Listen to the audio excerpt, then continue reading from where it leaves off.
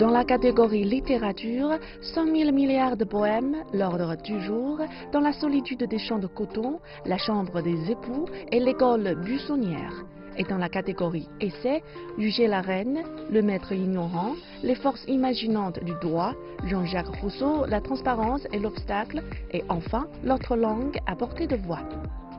Ce sont les 10 finalistes présélectionnés par le jury et dévoilés lors de la conférence de presse du prix Fuley 2020 le 22 octobre à Beijing. Je trouve que c'est très bien équilibré. On a à la fois des choses qui sont accessibles au grand public et puis des choses plus pointues. On a des ouvrages qui sont un petit peu plus difficiles, un peu plus denses. D'autres ouvrages qui parlent de la vie quotidienne des Français. On a des genres différents, puisqu'on a de la poésie, on a du théâtre, et pour la partie sciences sociales, nous avons des livres de droit, de philosophie et des livres récents. Après une dizaine d'années d'existence, le prix Fuley est devenu aujourd'hui un événement majeur dans les échanges sino-français, très attendu du public et des lecteurs. Donc je crois que tous les éléments sont là, les éléments historiques, les éléments, disons, d'atmosphère, les éléments réels, les éléments des ressources humaines, et puis aussi la Chine aujourd'hui qui, avec un lectorat très important,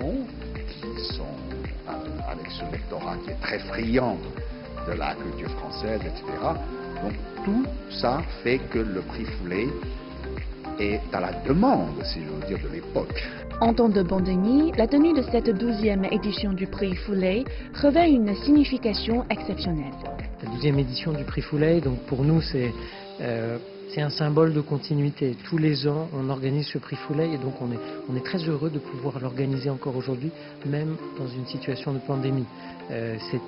On a dû annuler beaucoup d'événements ici en Chine, comme partout dans le monde d'ailleurs, mais on a maintenu 2 événements importants, le mois franco-chinois de l'environnement et le prix Fuley.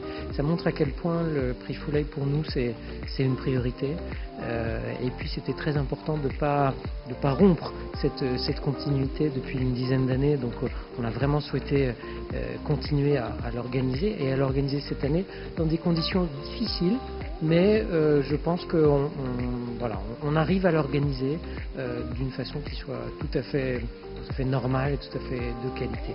Les lauréats seront révélés lors de la cérémonie de remise du prix le 21 novembre à Beijing. Néanmoins, quel que soit le résultat, le prix nous a déjà offert une liste de bons livres. Et en ce moment où on est obligé de passer plus de temps chez soi, la lecture est le meilleur vaccin contre la tristesse et l'angoisse causée par l'actualité.